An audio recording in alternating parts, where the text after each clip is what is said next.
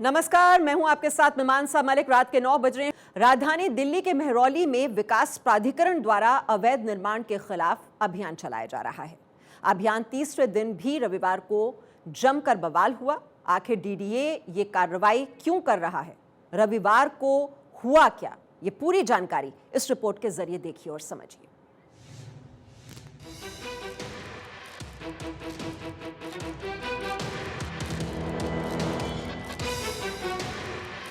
टूट रहे घर, चेहरों पर मायूसी।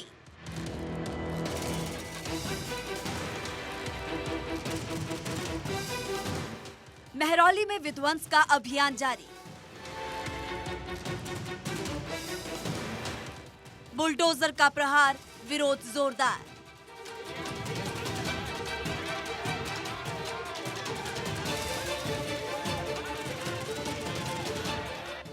डीडीए की कार्रवाई, जनता सड़क पर आई। देश की राजधानी दिल्ली के मेहरौली में डीडीए का डिमोलिशन ड्राइव तीसरे दिन यानी कि रविवार को भी जारी रहा। लेकिन इस कार्रवाई के बीच गुस्साए लोगों ने जमकर बवाल काटा। तस्वीरों में आपको नजर आ रहा है कि महिलाएं प्रदर्शन कर रही है, नारेबाजी कर रही है। डीडीए अतिक्रमण हटाने का भी अभियान चल रहा है। विरोध बढ़ता देख जब इलाके में पुलिस बल तैनात किया गया तो हैरान कर देने वाली तस्वीरें सामने आई। पुलिस से मिली जानकारी के मुताबिक विरोध प्रदर्शन को देखते हुए कोई लाठीचार्ज नहीं किया गया था। स्थानीय लोग डीडीए अधिकारी और पुलिस कर्मियों को ड्यूटी करने के दौरान रोक रहे थे और इसी बीच महिलाओं ने मिर्च पाउडर फेंका। जी हाँ, मिर्च पाउडर। अब इस संबंध में जरूरी कानूनी कार्रवाई की जा रही है। दरअसल जहां पर ड्राइव चल रही है वो लड्डा सराय गाँव में है। डीडीए का दावा है कि ये जमीन डीडीए की है। ये जमीन मेहरौली आर्कियोलॉजिकल पार्क का हिस्सा है और इस पार्क में 55 के करीब ऐतिहासिक इमारतें हैं। ये इमारतें एएसआई स्टेट आर्कियोलॉजिकल डिपार्टमेंट और डीडीए के संरक्षण में है। ड्राइव से पहले यहाँ पर 12 दिसंबर 2022 को तोड़फोड़ के आदेश दिए गए थे और 10 दिन में जगह खाली करने और अवैध निर्माण हटाने के लिए भी कहा गया था। विभाग अवैध निर्माण के खिलाफ कार्रवाई कर रहा है, ये डीडीए का दावा है और सरकारी जमीन को कब्जा मुक्त करवाया जा रहा है, ये भी डीडीए का कहना है। इधर मेहरौली में चल रही डीडीए की तोड़फोड़ कार्रवाई के शिकार हजारों लोग इस कार्रवाई का विरोध कर रहे हैं। उनका ये कहना है कि प्रशासन पहले आंखें मूंदे क्यों बैठा रहा। स्थानीय लोगों के साथ साथ सियासी गलियारों में भी इस मामले को लेकर खूब बयानबाजियां हो रही है। आम आदमी पार्टी जमकर बीजेपी पर हमलावर है। डीडीए के सेक्शन को लेकर डिप्टी सीएम मनीष सिसोदिया ने बीजेपी को घेरते हुए कहा कि बीजेपी को कुछ करना नहीं आता, सिर्फ तोड़ना आता है। और बीजेपी प्रवक्ता भी इस बार का जमकर पलटवार कर रहे हैं। जाहिर सी बात है, देश की राजधानी से जुड़ा मसला है और कुछ भी हो सियासत तो होती ही है। लेकिन सवाल ये है कि आखिर इन लोगों का अब क्या होगा, कहां जाएंगे ये लोग जब छिन जाएंगे इनके आशियाने, जब टूट जाएंगे इनके घर, मेहनत की कमाई पल भर में हो जाएगी बर्बाद। आखिर कब तक और क्यों, ऐसे सवाल का जवाब प्रशासन को देना होगा। Bureau report, Bharat 24। और उधर वाराणसी वो कमाल करके दिखा रहा है जो कोई और नहीं कर पाया है। अब यहाँ पर देश का पहला कचरे से कोयला बनाने वाला प्लांट लग रहा है, जिसका परीक्षण सफल रहा। यानी आने वाले समय में वाराणसी में कहीं भी कचरा नहीं दिखेगा, क्योंकि कचरे से कोयला बनाया जाएगा।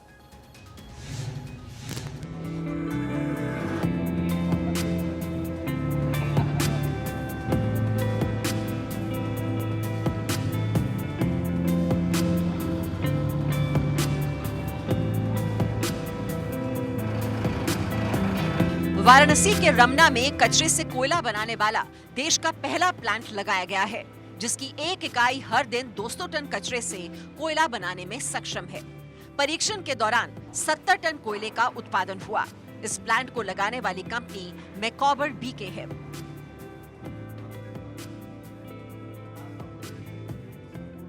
कंपनी के मैनेजिंग डायरेक्टर गौतम गुप्ता ने बताया कि ये प्लांट पूरी तरह से मेक इन इंडिया के तहत बनाया गया। इस प्रोजेक्ट में एनटीपीसी का पूरा सहयोग मिला है।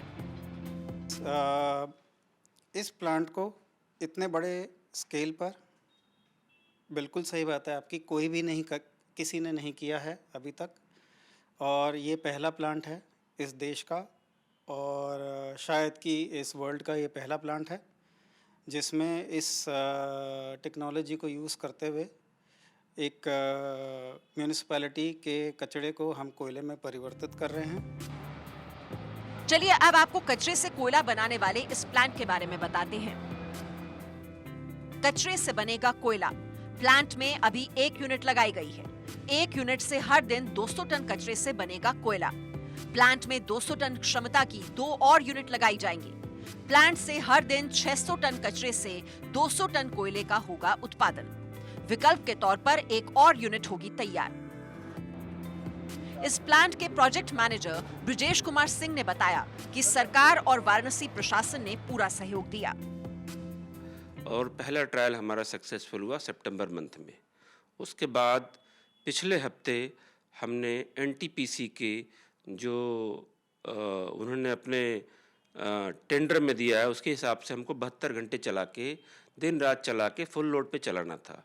तो वो हमने एक जो जरूरी काम था उसको पिछले हफ्ते पे हमने पूरा किया। एक बार ये भी जान लीजिए कि कचरे से कोयला तैयार कैसे होता है।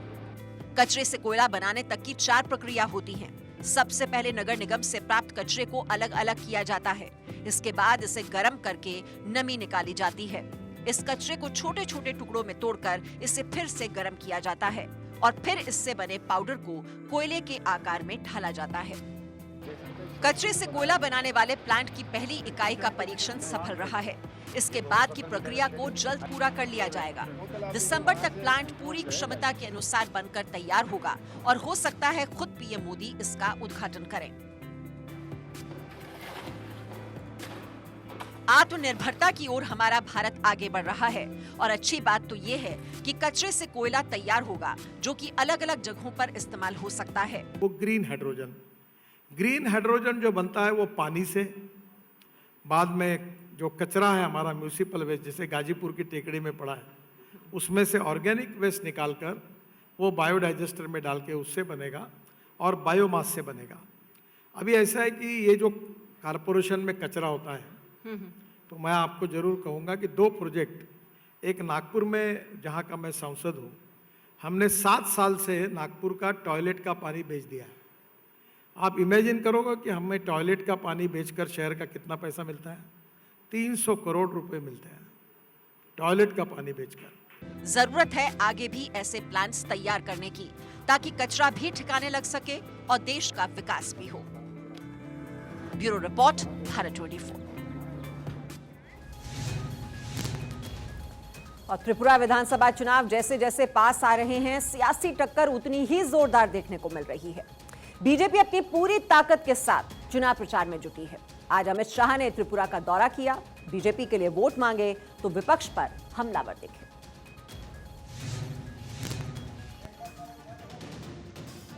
त्रिपुरा विधानसभा की लड़ाई जैसे जैसे बढ़ रही है, सियासी टक्कर उतनी ही तेज होती जा रही है। बीजेपी लगातार अपना चुनाव प्रचार तेज कर रही है और इसी सिलसिले में एक बार फिर से अमित शाह त्रिपुरा पहुंचे और 2 चुनावी रैलियों को संबोधित किया। सबसे पहले गृह मंत्री अमित शाह ने त्रिपुर सुंदरी मंदिर पहुंचकर पूजा अर्चना की। माता के मंदिर में मत्था टेकने के बाद शाह ने अपनी चुनावी रैलियों की शुरुआत की। ऊनाकोटी जिले के चांदीपुर में चुनावी रैली को संबोधित करते हुए गृह मंत्री अमित शाह ने विपक्ष पर निशाना साधा और कहा कि त्रिपुरा में लंबे समय तक आदिवासियों को धोखा देने वाला लेफ्ट अब लोगों को ठगने के लिए एक आदिवासी नेता को मुख्यमंत्री के चेहरे के रूप में पेश कर रहा है। उन्होंने आगे कहा कि वाम और कांग्रेस का गठबंधन हो गया है। गठबंधन करते ही वाम ने ये स्वीकार कर लिया कि वो बीजेपी से अकेले नहीं लड़ सकते। कांग्रेस की बात ही क्या करनी, जिन कम्युनिस्टों ने सैकड़ों कांग्रेसियों को मार दिया, आज उन्हीं के साथ ये इलू इलू कर रहे हैं। कम्युनिस्ट और कांग्रेसों का गठबंधन हो गया है। कम्युनिस्टों ने कांग्रेस के साथ गठबंधन करते ही ये बात को स्वीकार कर लिया है कि वो हारने वाले हैं, वो अकेले भारतीय जनता पार्टी के सामने जीत नहीं सकते। और कांग्रेस की तो बात ही क्या करूं, जिन कम्युनिस्टों ने सैकड़ों कांग्रेसी कार्यकर्ताओं को मार दिया, उस कम्युनिस्टों के साथ आज कांग्रेस इलू इलू कर रही है, इलू इलू कर रही है। इसके अलावा उन्होंने कहा कि त्रिपुरा को डबल इंजन की सरकार ही बचा सकती है। ये ट्रिपल ट्रबल गठबंधन है, ट्रिपल ट्रबल, 3 आफत त्रिपुरा पर है, कम्युनिस्ट, कांग्रेस और त्रिपुरा मोथा। ये 3 ट्रिपल ट्रबल से बचना है तो डबल इंजन सरकार लानी पड़ेगी, नरेंद्र मोदी और माणिक शाह की सरकार लानी पड़ेगी। भारतीय जनता पार्टी सिपाहीजाला में जनसभा को संबोधित करते हुए अमित शाह ने ऐलान किया कि बीजेपी सत्ता में आई तो कॉलेज जाने वाली हर लड़की को मुफ्त में स्कूटी दी जाएगी। इसके साथ ही उन्होंने विपक्ष पर जमकर हल्ला भी बोला। माताओं बहनों, फिर से ताली बजाना। कॉलेज की छात्रा को मुफ्त में स्कूटी देकर हम आपको बच्ची को पढ़ाने की व्यवस्था करने वाले। वो स्कूटी पर कॉलेज तो जाएगी, मगर शाम को माताओं बहनों आपको भी बिठाकर बाजार में भी ले जाएगी और खरीदी कर वापस आएगी। केंद्रीय गृह मंत्री अमित शाह ने त्रिपुरा के मुख्यमंत्री माणिक शाह के साथ बीजेपी कार्यकर्ता के घर भोजन किया। उन्होंने मणिपुरी व्यंजनों का लुत्फ भी उठाया। शाम को अगरतला में सीएम माणिक शाह के साथ रोड शो कर जनता से फिर से बीजेपी की सरकार बनाने की अपील की। त्रिपुरा में बीजेपी ने चुनाव में जीत हासिल करने की काफी तैयारी कर ली है। प्रधानमंत्री नरेंद्र मोदी, केंद्रीय रक्षा मंत्री राजनाथ सिंह, यूपी के मुख्यमंत्री योगी आदित्यनाथ समेत बीजेपी के कई वरिष्ठ नेताओं ने राज्य में जनसभाएं की है।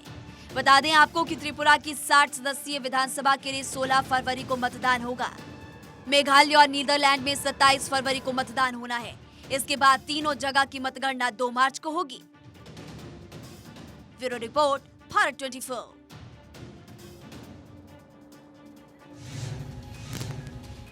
और प्रधानमंत्री नरेंद्र मोदी ने दिल्ली मुंबई एक्सप्रेसवे के पहले फेज का उद्घाटन कर दिया है। पीएम ने कहा कि ट्रांसपोर्ट इंफ्रास्ट्रक्चर के विकास में भारत आज सबसे ज्यादा काम कर रहा है। इस आधुनिक कनेक्टिविटी का लाभ Sariska tiger reserve, Keoladeo, Ranthambore national park, Jaipur, Ajmer जैसे अनेक पर्यटन स्थलों को भी होगा।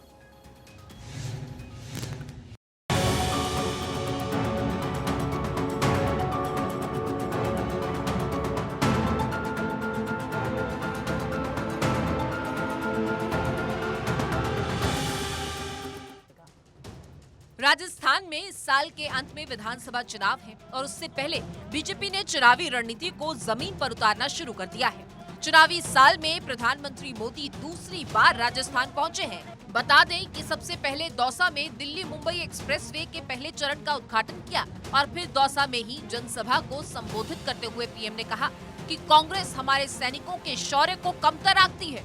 विपक्ष को निशाने पर लेते हुए पीएम ने कहा कि सीमा पर दुश्मनों को रोक देना, उन्हें मुंह तोड़ जवाब देना हमारी सेनाओं को बखूबी आता है। आज देश में बन रहे सबसे लंबे एक्सप्रेसवे दिल्ली मुंबई एक्सप्रेसवे के दिल्ली दौसा लालसोट हिस्से का लोकार्पण हुआ है। इस एक्सप्रेसवे से दौसा के अलावा अलवर, भरतपुर, सवाई माधोपुर, टोंक, बूंदी और कोटा जिले को लाभ होगा। प्रधानमंत्री नरेंद्र मोदी ने दिल्ली मुंबई एक्सप्रेसवे के पहले फेज का उद्घाटन करते हुए कहा कि ये देश के सबसे बड़े और सबसे आधुनिक एक्सप्रेसवे में से एक है। पीएम ने इस एक्सप्रेसवे को विकसित भारत की एक और भव्य तस्वीर करार दिया है। पीएम ने इस मौके पर कहा कि जब ऐसी आधुनिक सड़कें बनती हैं तो देश के विकास को रफ्तार मिलती है। इंफ्रास्ट्रक्चर पर होने वाला ये निवेश उससे भी अधिक निवेश को आकर्षित करता है। पूर्वी राजस्थान नहर परियोजना और पुरानी पार्वती काली सिंध चंबल लिंक को जोड़कर एक बड़ी परियोजना का प्रारूप तैयार किया गया है। इस प्रारूप को केंद्र सरकार ने राजस्थान और मध्य प्रदेश की सरकारों के साथ साझा किया है। इस प्रस्ताव को नदियों से जुड़ी विशेष समिति ने प्राथमिकता प्राप्त परियोजना के रूप में शामिल किया है। आपको बता दें कि पीएम मोदी के हाथों उद्घाटन के बाद दिल्ली मुंबई एक्सप्रेसवे का पहला फेज यानी सोहना से दौसा तक का रास्ता खुल गया है। मंगलवार को इस पर ट्रैफिक शुरू कर दिया जाएगा। आपको बता दें, सोहना से दौसा के बीच का ये स्ट्रेच 246 किलोमीटर लंबा है। अब तक दिल्ली से जयपुर पहुंचने में करीब 5 घंटे लगते हैं, लेकिन सोहना दौसा स्ट्रेच खुलने के बाद करीब 3 घंटे में जयपुर पहुंचना पॉसिबल होगा। इस एक्सप्रेसवे पर ऑटो और बाइक को ड्राइव करने पर पाबंदी रहेगी। एक्सप्रेसवे के सोहना से दौसा तक के स्ट्रेच को 12,150 करोड़ रुपए से ज्यादा की लागत से तैयार किया गया है। सोहना दौसा स्ट्रेच का 160 किलोमीटर का हिस्सा हरियाणा में है। यह गुड़गांव, पलवल और नूंह जिले से होकर गुजर रहा है। यह स्ट्रेच दिल्ली मुंबई एक्सप्रेसवे से सीधा कनेक्टेड है। डीएनडी से जैतपुर, जैतपुर से बल्लभगढ़ और बल्लभगढ़ से सोहना पहुंचा जा सकता है। एक्सप्रेसवे पर ऑटोमेटेड ट्रैफिक मैनेजमेंट सिस्टम के तहत हर 1 किलोमीटर पर सीसीटीवी कैमरे भी लगाए गए हैं। जल संरक्षण को प्रोत्साहन देने के लिए 500 मीटर पर वाटर रिचार्ज पॉइंट भी यहां पर बनाए गए हैं। 8 लेन चौड़ा ये एक्सप्रेसवे, जिसे 12 लेन तक बढ़ाया जा सकता है। यह एशिया का पहला ऐसा एक्सप्रेसवे होगा जिसमें जंगली जानवरों के गुजरने के लिए सेफ कॉरिडोर्स होंगे। तो वहीं दिल्ली मुंबई एक्सप्रेसवे भारत का सबसे लंबा एक्सप्रेसवे होगा। एक्सप्रेसवे की कुल लंबाई 1380 किलोमीटर होगी। एक्सप्रेसवे को 98,000 करोड़ रुपए की लागत से विकसित किया जा रहा है। यह राष्ट्रीय राजधानी दिल्ली और मुंबई के बीच संपर्क को भी बढ़ाएगा। ये एक्सप्रेसवे 13 बंदरगाहों, 8 प्रमुख हवाई अड्डों, 8 मल्टी मॉडल लॉजिस्टिक्स पार्क को भी जोड़ेगा।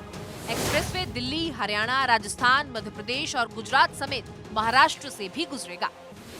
तो इस नए एक्सप्रेसवे से दिल्ली मुंबई के बीच का सफर 24 घंटों से घटकर अब महज 12 घंटे में तय हो जाएगा। Bureau report, Bharat 24। और बदलते भारत की ये बानगी भर है। और आगे आपको बता दें, भारत 24 आप देखते रहिए और क्विज कॉन्टेस्ट में भी हिस्सा लीजिए। सही जवाब देने वाले लकी पार्टिसिपेंट को मिलेगा 2100 तक का आकर्षक उपहार। और हमारा आज का सवाल है, शाम 4 बजे के कार्यक्रम का नाम क्या है? ये आपको बताना है। जवाब आप हमें इस नंबर पर व्हाट्सएप कर सकते हैं। नंबर है 9717736004। जवाब हम कल शाम 4 बजे के बुलेटिन में आपको बताएंगे।